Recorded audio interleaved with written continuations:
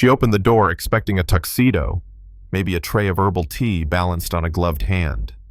But instead, there he was. Flannel shirt work boots, leaving invisible dust on her marble floor, and a little barefoot girl clutching his side like a shadow. "You're not wearing a tie," Evelyn said flatly. "No, ma'am," he replied, voice slow and southern.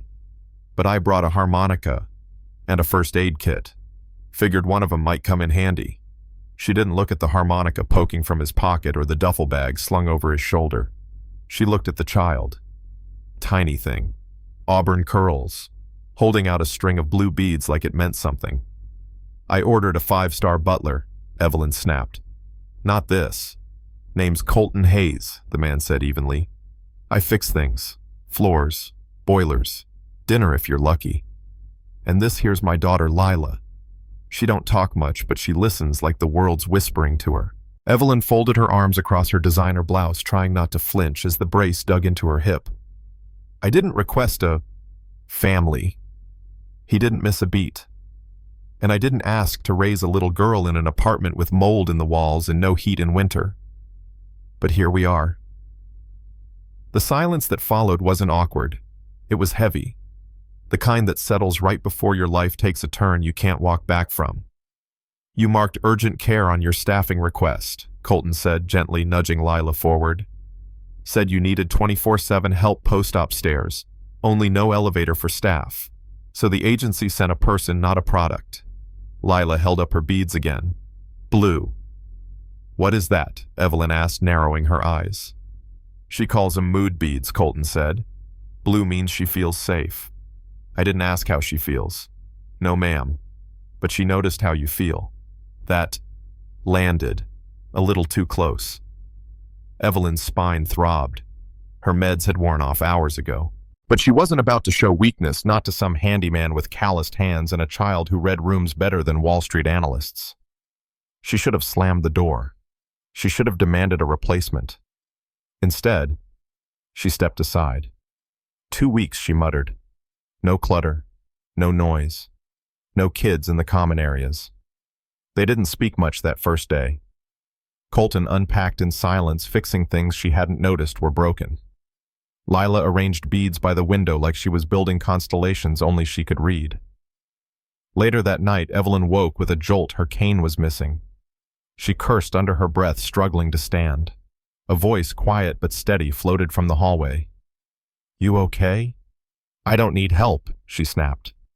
"I didn't ask if you did. I asked if you're okay." He brought her water, returned her cane, and just before walking away said, "I clean. I cook. And sometimes I make people feel seen, even when they'd rather be invisible." Evelyn didn't sleep after that. The next morning she woke to the smell of cinnamon and real coffee. Colton was in the kitchen, humming to himself, spatula in hand, harmonica still peeking from his pocket. Lila sat by the window, stringing a new strand, pale yellow this time. "What's yellow mean?" Evelyn asked without thinking. Colton glanced down. Hope. Something in her chest shifted. By the third day, Evelyn found herself watching Lila's hands more than her spreadsheets. The way she sorted beads, the precision of her knots. It wasn't a craft. It was language. A soft one. One Evelyn didn't know how to speak. "You always do that?" she asked. Colton answered from across the room. "She makes one every day. Each strand is a little truth she doesn't know how to say out loud." Evelyn nodded, pretending she understood. She didn't. Not yet. But then came the board meeting. One video call, one bombshell. They were planning to appoint a temporary co-CEO, as if she hadn't built the company from scratch, as if her worth had an expiration date. She slammed her laptop shut, opened the door, and nearly tripped over Lila. The child had been sitting outside with a strand of deep red beads in her lap. "What does red mean?" Evelyn asked.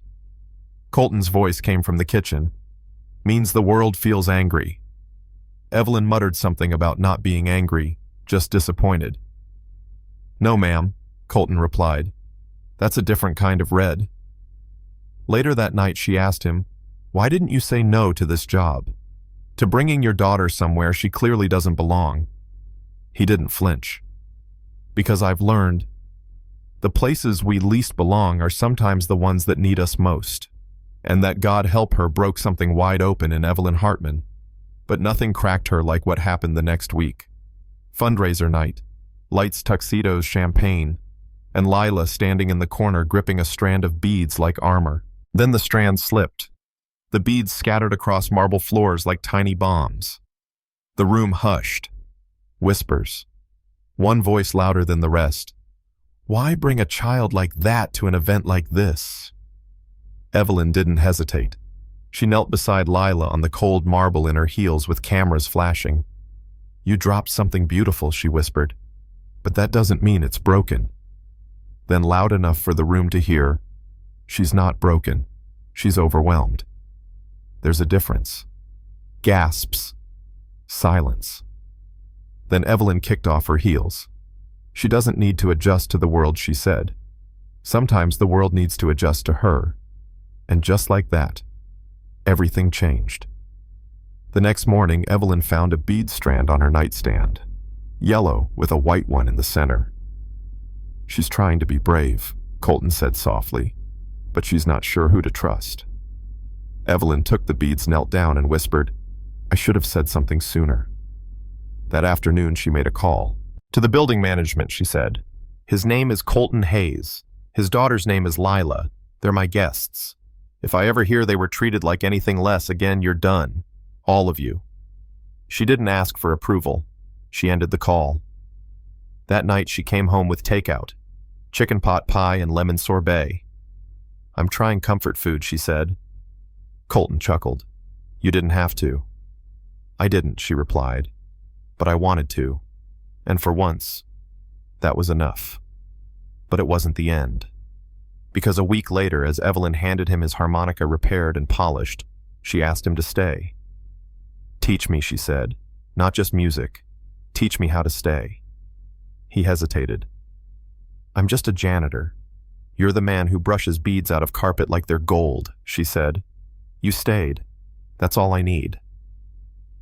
Later that night, Lila handed Evelyn a bracelet. Amber, white, blue. Evelyn asked, What's amber mean? Lila touched her heart, then Evelyn's. Stay, she whispered. And Evelyn, she cried. For the first time in years, she let herself. Because maybe, just maybe, being seen was the first step to being whole. 6 months later, they cut the ribbon on the Lila Room, a sensory haven for kids who feel too much in a world that listens too little. And Evelyn. She didn't walk in with heels and a power suit. She walked in barefoot, holding the hand of the girl who once only spoke in beads. And if that's not a love story, I don't know what is. If this story stirred something in you, tell me. Have you ever judged someone too quickly? Have you ever been judged for how you looked or what you couldn't say out loud? Drop a comment. Let's talk. Let's unlearn. And if you believe in stories that heal, hit that subscribe button. Because sometimes all it takes is one bead to say you're safe here.